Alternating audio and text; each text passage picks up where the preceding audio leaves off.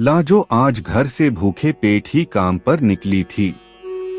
कल शाम बंगलों से मिले बचे खुचे भोजन को उसने सुबह बच्चों की थाली में डाल दिया था।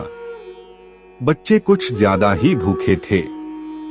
जरा देर में थाली सफाचट हो गई थी। लाजो के लिए 2 निवाले भी न बचे। लाजो ने लोटा भर पानी हलक में उंडेला और काम पर निकल गई। सोचा किसी बंगले की मालकिन से कुछ मांगकर पेट भर लेगी। लाजो एक रिहायशी कॉलोनी के करीब बसी झुग्गी बस्ती में रहती है। पास की 5-6 कोठियों में उसने झाड़ू पोंछे और बर्तन मांजने का काम पकड़ रखा है। 5 बरस पहले जब उसका पति ज्यादा शराब पीने के कारण मरा था, तब उसका सोनू पेट में ही था। उसके ऊपर 2 बिटियां थीं।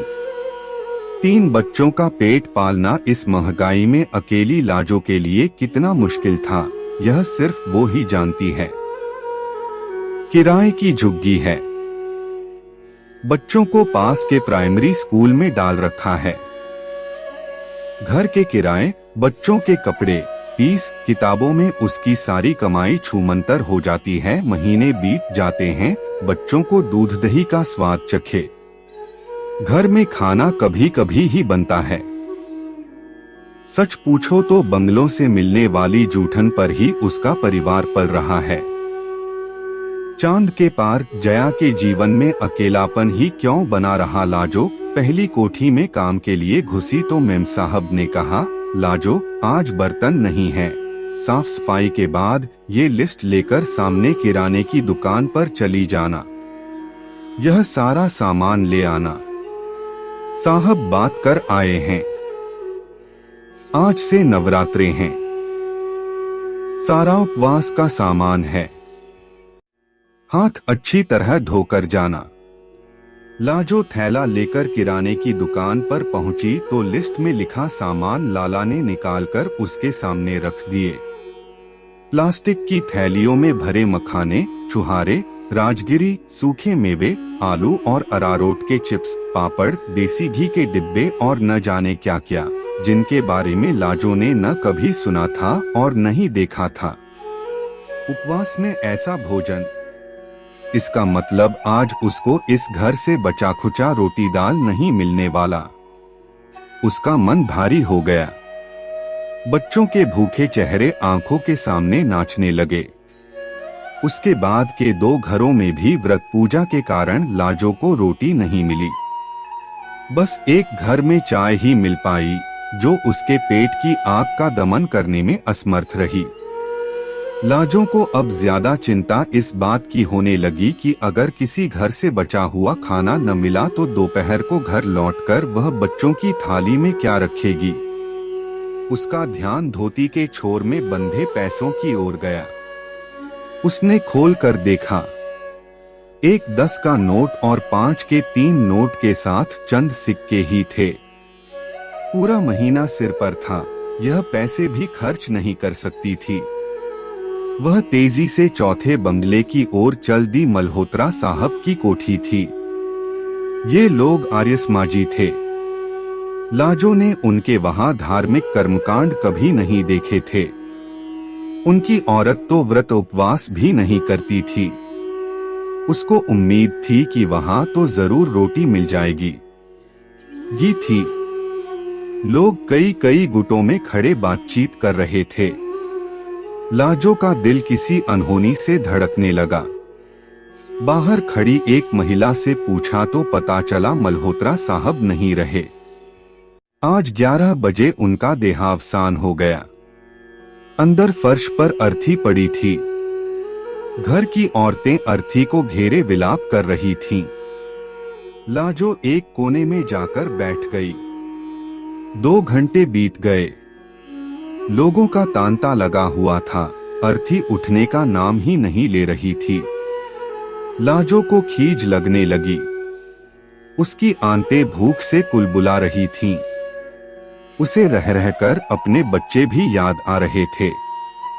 कोठरी के दरवाजे पर माँ का इंतजार करते भूखे बैठे होंगे। दोपहर 2 बजे जाकर कहीं अर्थी उठी। मल्होत्रा मेम साहब के दारुण क्रंदन से लाजो की आंखें भी भर आईं। स्वयं के साथ घटित घटनाक्रम चलचित्र की तरह आंखों के सामने घूम गया जब उसके पति की मृत्यु हुई थी। स्वयं का विलाप और दोनों बेटियों का हिचकियां लेकर रोना याद कर उसका गला रुंध गया। चांद के पार जया के जीवन में अकेलापन ही क्यों बना रहा अर्थी जा चुकी थी। घर में मरघर सा सन्नाटा पसरा था। रिश्तेदार अपने अपने घर लौट गए थे। मेम साहब बच्चों सहित अपने कमरे में बंद हो गई थीं। जवानी में सुहाग उजड़ गया। छोटे छोटे बच्चे थे। बेचारी लाजो ने ड्राइंग रूम ठीक करना शुरू किया। सारा फर्नीचर जो अर्थी रखने के लिए इधर उधर खिसका दिया गया था, लाजो ने अकेले खींच कर जगह पर लगाया। फिर पूरे घर में झाड़ू पोछा किया। सारा काम निपटाते निपटाते 3:30 बज गए। उसकी भूख भी खत्म हो चुकी थी, मगर बच्चों की भूख याद करके उसकी चिंता बढ़ती जा रही थी। काम खत्म करके वह मल्होत्रा साहब की बूढ़ी माँ के पास आकर बैठ गई। थोड़ी देर बाद बड़ी मुश्किल से बोली, अम्मा जी मैं जाऊं क्या? कोई काम हो तो 6 बजे तक फिर से आ जाऊंगी। बच्चे घर में अकेले मेरी प्रतीक्षा कर रहे होंगे, भूखे होंगे। अम्मा जी ने हामी भरी तो वह उठी। घर जाकर पहले नहाना होगा, फिर कुछ न कुछ तो पकाना ही पड़ेगा। चाहे 15 रुपए के चावल ही जाते वक्त खरीद लेगी। वह चलने को हुई तो पीछे से अम्मा जी की आवाज आई, लाजो जरा रुकना। लाजो पलटकर उनके पास पहुंची तो बूढ़ी औरत ने धीमे स्वर में कहा, लाजो घर से मिट्टी उठी है, सूतक लगा है। आज दोपहर का भोजन तो पक चुका था, मगर खाएगा तो कोई नहीं, रसोई में पड़ा है। सारा तू ले जा। लाजो की आंखें एक बारगी चमक उठीं। भागते कदमों से रसोई में पहुंची। रसोई में कढ़ाई भरकर पत्ता गोभी की सब्जी, दाल, पनीर का तरी वाली सब्जी, गर्म डिब्बे में रखी रोटियां, भात, पापड़, अचार और न जाने क्या क्या रखा था। अम्मा जी ने कुछ साफ पॉलीथीन की थैलियां लाजो को पकड़ा दी। लाजो ने फटाफट सारा खाना भर लिया।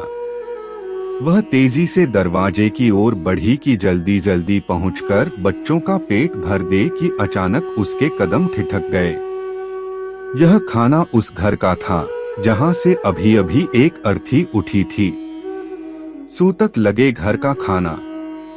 क्या यह खाना वह अपने बच्चों को खिलाएगी? कोई अपशगुन तो न हो जाएगा? वह सन्न खड़ी हो गई कि सूतक लगे घर का खाना लेकर जाए या न जाए। बंगलों से बचा खुचा ले जाना अभी तक उसकी नियति थी। उसकी परिस्थितियां ही ऐसी थीं। ऐसे में सूतक लगे घर का खाना ले जाना भी तो परिस्थितियों के साथ समझौता ही था।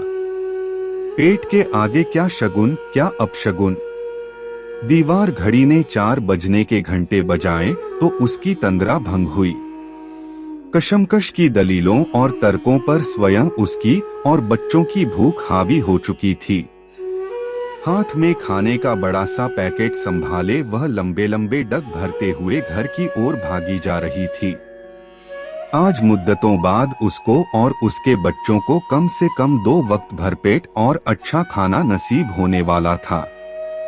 उसको याद नहीं पड़ता इससे पहले उसने रोटी, सब्जी, दाल, चावल इकट्ठे कब खाए थे।